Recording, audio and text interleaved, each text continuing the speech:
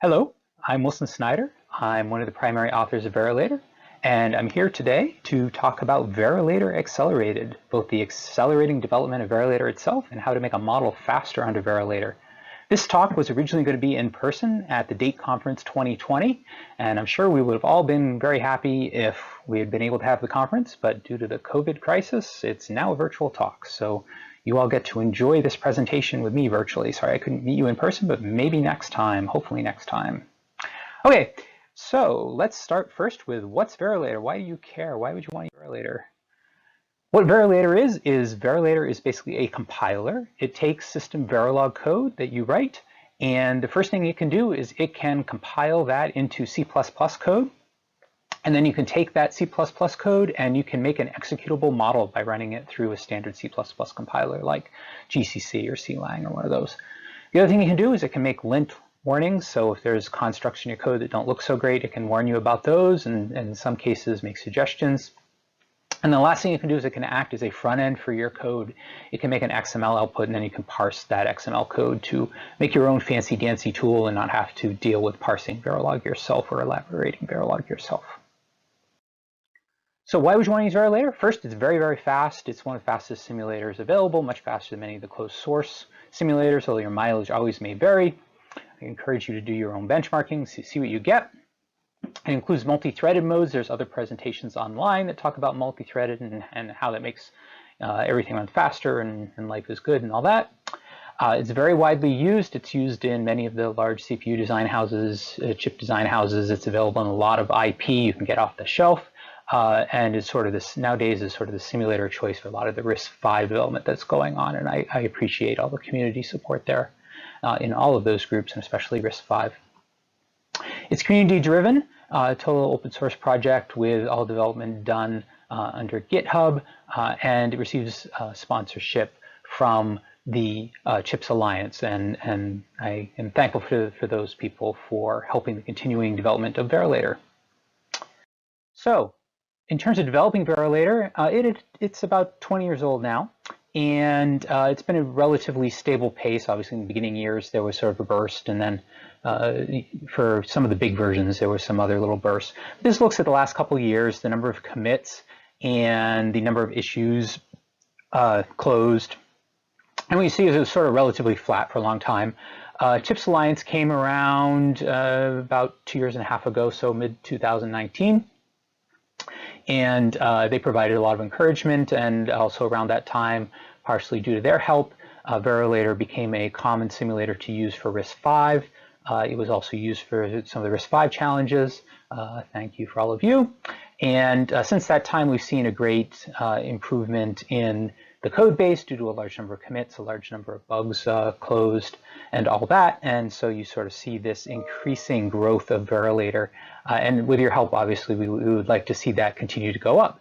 So, if you can help us out or even just report bugs or give it a try, very much appreciated. So some of the improvements in the last 3 months that might be interesting: a lot of language support features, dynamic arrays, bounded queues. Done since I wrote this presentation. There's the original class support, so some of the very simple classes are now supported, although there's a lot more work to do there, and in other areas there's a lot more work to do, of course. Performance standpoint, there's a feature called split bar we'll talk about. There's been a ton of improvements just that'll be in the next version, speeding up FST tracing and VCD tracing, and even allowing multi-threading of those tracing. So that's kind of cool, give you better performance there. And there's been a ton of usability enhancements. So for example, it now shows the source code related to lint warnings and a bunch of new lint warnings, things like that, a lot of improvements. So if you haven't downloaded a version in, say, the last 3 months, you might be in for some pleasant surprises. So what I'd like to spend most of this talk talking about is how to make a model run faster. I was looking for ideas for this talk. I thought this might be interesting. It uses a real design, so if you're using Verilator, this might give you some hints of how to run faster. And if you're not, it might even give you some hints of how to make any simulator run faster for that matter, or make your C program run faster. So even if you're not a sort of active Verilator listener, you might still find something useful here, hopefully. So what do we want to use for a model? I thought a little bit about this, and CHIPS Alliance has, in collaboration with Western Digital, a open source core called SweRV. and this was the first core that was put underneath Chips Alliance from Western Digital. What this is a 32-bit RISC-V core, single-threaded, this particular core. And what we're going to do is we're going to verilate this core, and there's a C++ wrapper that emulates the memory that kind of sits around it. And what we're going to simulate, what I wanted to simulate, was the core running Verilator, and then the core being what was Verilator running on the core and all that, but that's a little too crazy. So instead what we're going to simulate is a core mark, which is a common CPU benchmark, running on this core, and we're going to see how long it takes to run that on the verilated core or on another simulator's model of the core. And again, I'd like to stress this is only a single core. This is not a whole system, and that actually to some extent is a little harder because it means when we talk about multi-threading and things like that, there's not as much code as it would be if this was a huge, large chip, for example. But we'll get to that when we get there. So let's first figure out where we're starting at. So what we have here is a graph of 2 of the big 4 simulators. That is 3 of the common closed source commercial simulators, plus Verilator is usually considered the 4th big simulator. And what we have is we have how long it takes to compile this SweRV model. Again, this is a relatively small model, so we're talking compile times in around 15 seconds or so. And then what the simulation speed is, and higher there is better for simulation speed. So what we really would like to be is in the very high up on the left-hand side of this axis. And what that would mean is we have very fast compile time, which is useful for fast debug, and a very fast simulation speed, in other words, many, many cycles per second. So where we're starting at with these 2 commercial simulators, you can see that they sort of have different compile time simulation speed trade-offs, which is probably interesting, a little more variation there than I probably would have expected when I first started doing this. I'm not including waiting for licensing, which is kind of the pain of a closed source commercial simulator, but we'll give them the benefit. And then we run Verilator, and including the time that it takes to do both verilation and the C++ compilation, what we end up with is Verilator takes significantly longer to get the model built, unfortunately. Most of the time being spent in GCC. Again, that's not great, but what we get out in terms of performance is pretty good. We're getting 2.4 times faster simulation than one of the simulators, about 4 times faster than the other simulator. But then again, that cost is the compile time has gone up to about 67 seconds or so. So we get a lot better performance, but you had to wait another 60 seconds for the result. Of course, if your simulation takes more than about 30 seconds, you're still net ahead. But we'd like to get both numbers down. Right. What we really want to do is go to that, upper left. We want to get our model faster, and we want to simulate faster. So that's what we really want to do, is we want to talk about how can we make Verilator do better. Go to that upper left. So when I finish this talk, I'm going to talk about a number of changes I made to the RTL code. And when I finish making this presentation, I realized I'm not really being fair to the other simulators, because there's probably a reasonable chance that some of the code edits I'm going to suggest probably sped them up also, and it did. But when you see this graph shows the starting and ending point, and the points are almost on top of each other. So I did speed them up a little bit. It's not going to make a tremendous difference in those other simulators. And it also, in fairness, as always, your mileage may vary, and it may very well be, and probably is the case, that there are other flags for those other simulators, and if you spent the same amount of work on those other simulators, their performance would probably also go up. This is my talk, so I get to choose where I spend my time, so I just used them out of the box and didn't spend a lot of time tuning them. But of course, if you're using them, I certainly encourage you to work with your AE or who have you to see if there's a way to also improve their performance.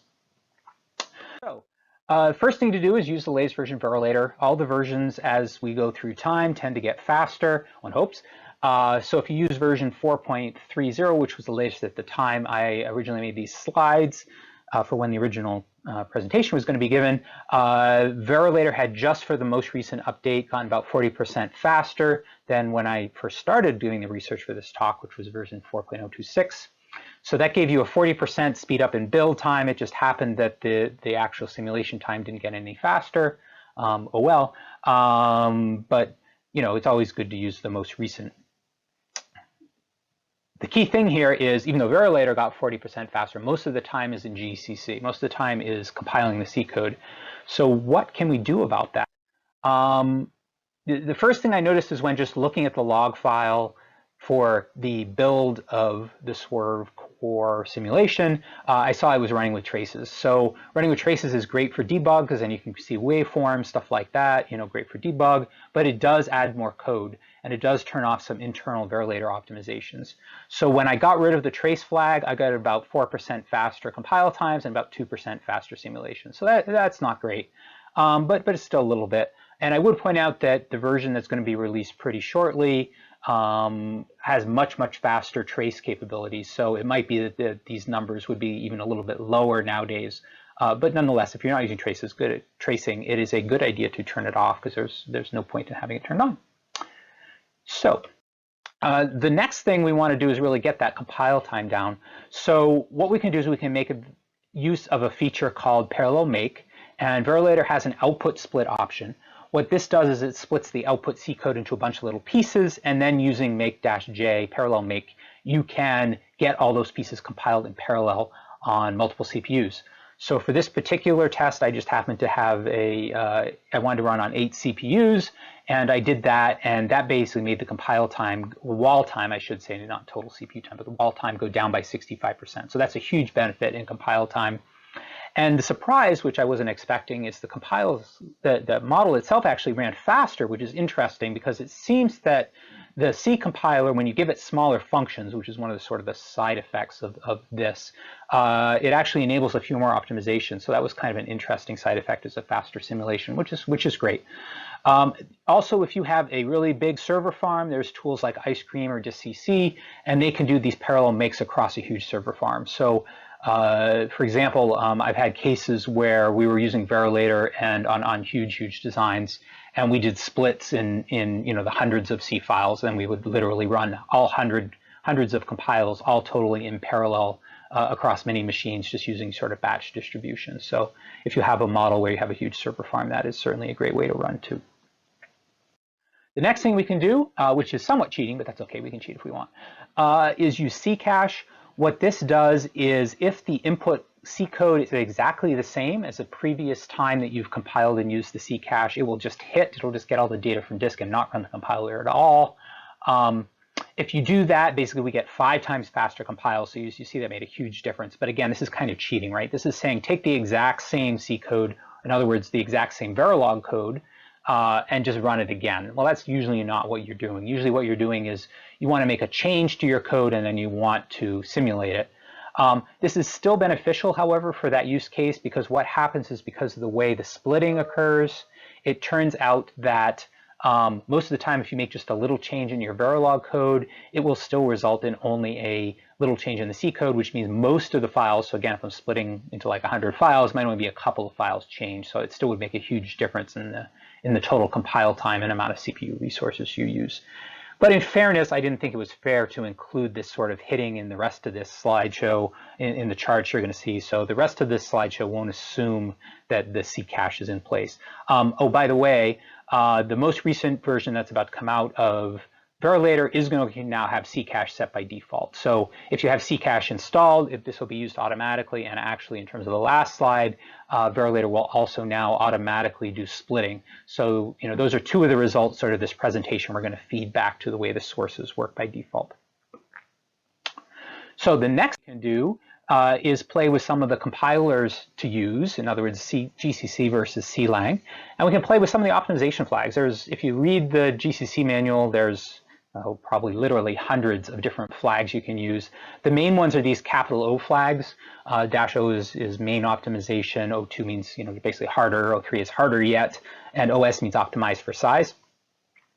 And again, there's lots of other little sort of sub-optimization flags you can play with if you want to.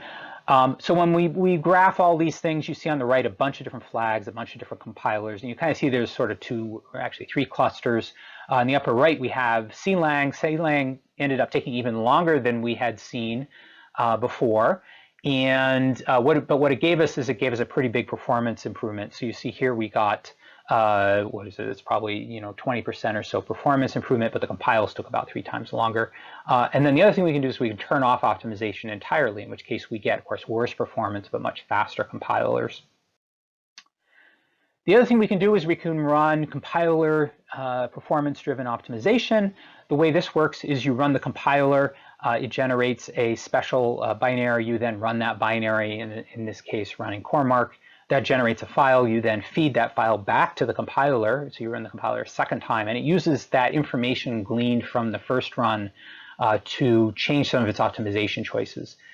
When I did this, I got about 8% faster simulations, which is a pretty good number. You know, that's a pretty good improvement. But compile time took about 20% more because I had to run the compiler twice. You know, this is a little bit painful to script, but certainly if you're running a lot of optimizations, I would encourage you to use this. But again, in fairness, I think it's a little unfair to assume most people are going to go to this work. So I'm not going to include this in the numbers you're going to see in the future slides on the right-hand side. The next thing I noticed is getting back to looking at the source code. In the log file, the other thing I saw is there's a turn off of the unop flat warning. What this is a warning Verilator gives that says that there's things in your code that have sort of circular dependencies, and it can't do as good a job optimizing as it would like to. And this might mean that there's a huge performance problem. In other words, you know, you have a factor of 2 on the table, or it might mean almost nothing.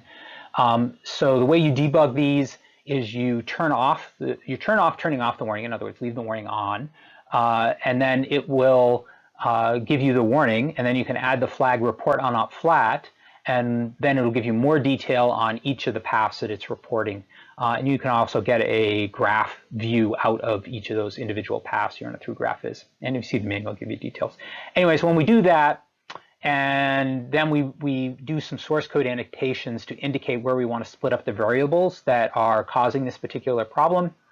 I did this, I got rid of all the unop flat warnings, and then I ran it, and disappointingly the performance was exactly the same. So this was a case where the warnings weren't really, the warnings were correct in that it was a potential problem, but the actual performance loss was almost nothing. So I went to a lot of work kind of for nothing, but I guess that's a good thing because it means they weren't kind of leaving a lot of performance on the table. But again, your mileage may vary. It's hard to know whether this is a big problem or not a problem at all, as it was in this particular case. The next thing is I wanted to analyze the runtime performance. So what I did is I used the typical compiler profiling tools along with a Verilator feature called profile cfuncs. And what Verilator does when you use prof cfuncs is it adds special annotations to the code. So then when you profile the resulting model at runtime and then run a Verilator tool, what you get is this information dump that's in the blue box here in the corner. And it points out basically where the time is being spent, so where the CPU time is going. If you notice, there's a little bit of time in the C++ wrapper, there's some time in some common code, there's some time spent in the library that Verilator itself has, but most of the time is being spent running code corresponding to the Verilog, which is what you would kind of expect given you're simulating Verilog. And then Verilator spits out where it thinks that time for the Verilog code is being spent. And this was a pretty flat profile. By that I mean there was no one massive function inside the Verilog code that was responsible for most of the time. The top 3 things were what you see there. Notice this is still only about 0.5%. The first one was the format calls.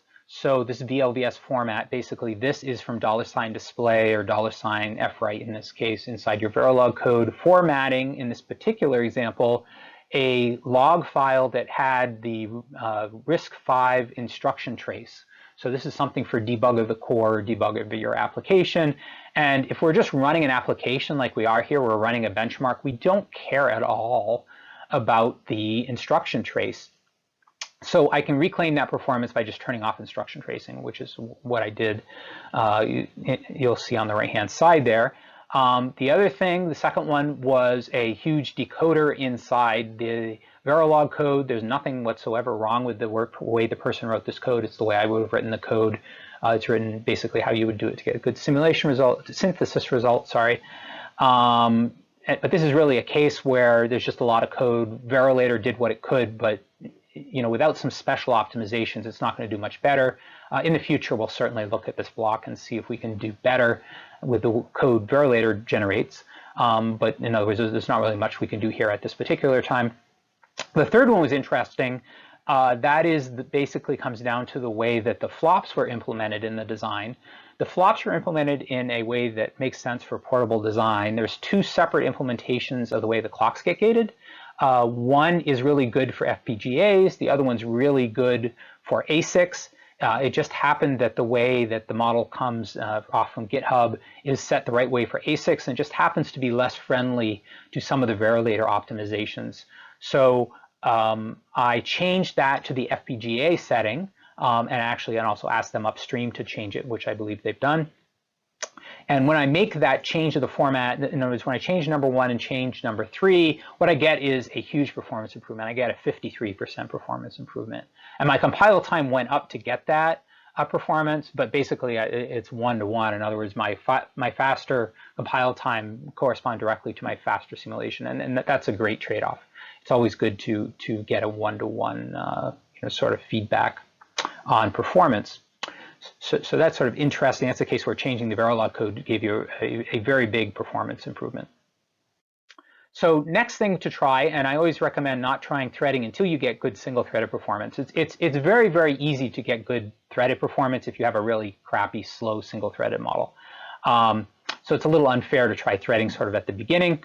What I got when I turned on threading with 4 threads was only a modest improvement. I got about a 30% performance improvement on 4 threads, which is a little disappointing, but not too terrible, because this is a model, again, which is a single CPU core, and this is not a super huge CPU core. So getting 30% on a model that's relatively small like this is reasonably respectable. It took a little bit longer to compile it, about 8%, but that's not a huge delta given the performance gain that we got out of it. The other thing I learned from doing that experiment, which was sort of interesting, is if you run CLang, which compiles much faster, with no optimization with O0, what you get is very fast compile time. So you see the numbers way off on the left here.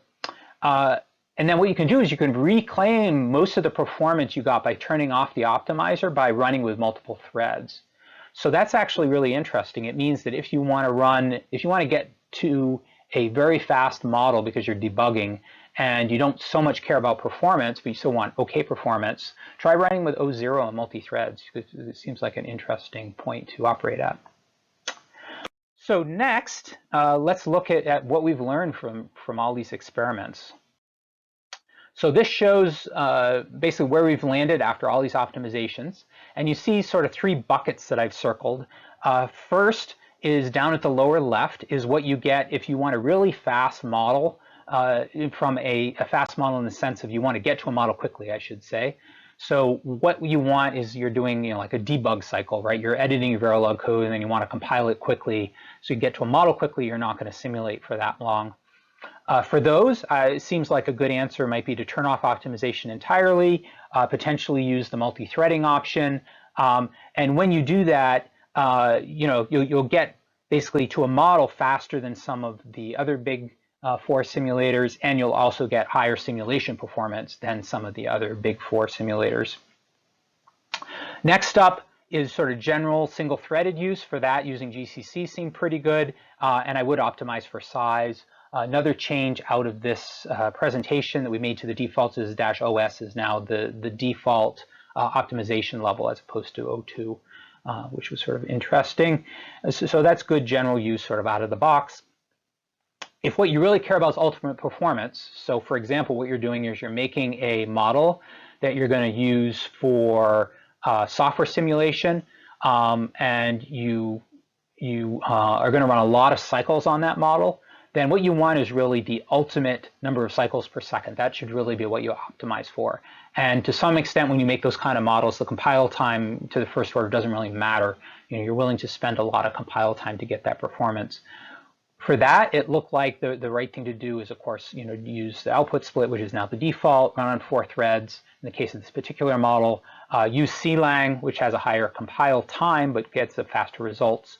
And again, you can even do better than I've put on this graph if you want, if you're willing to do the profile-driven feedback. And when we do that, let's look at where we landed from where we started the presentation. The first thing is when we compare to the 2 of the other big 4 simulators, we ended up with 6 to 11x speed up, which is awesome. We started at about 2.4 to 4.3x, so we've gotten, roughly a factor 2.5 or more speed up based on where we started the presentation for a total of, I guess if you were to, let's say hypothetically, I wasn't making these slides and I did all the work sort of start to finish, it probably was maybe 3 hours or something like that. So for 3 hours of investment, I was able to get a factor of 2 or 3 in speed up of the model. So that's a pretty good return on investment. So I'm not sure I could guarantee, I certainly cannot guarantee that you'll get such a speed up investing a little time in optimizing your model, but it gives you an example of what might theoretically be possible. And as I like to say, mileage may vary with anything you do in performance optimization. So that sort of summarizes the Verilog part of it. I just wanted to make a plug for another tool as a primary author on, which is Verilog Mode for Emacs. What this lets you do is you can annotate your Verilog code with what are called autos, so the /* auto meta comments you see in the box below. And by running a single keystroke in 2 keystrokes in Emacs, you can get an expanded model that looks like this. And what you'll note is this expanded code is totally valid Verilog. So you don't have to use Emacs. You can run this also standalone in bash mode. But the end result is Verilog code like on the right with the meta comments. And this can run through any simulator, any synthesis tool, any standard tool whatsoever. It's totally valid Verilog. But what it lets you do is as you change submodules or as you take advantage of the autos, you can edit your code much, much quicker.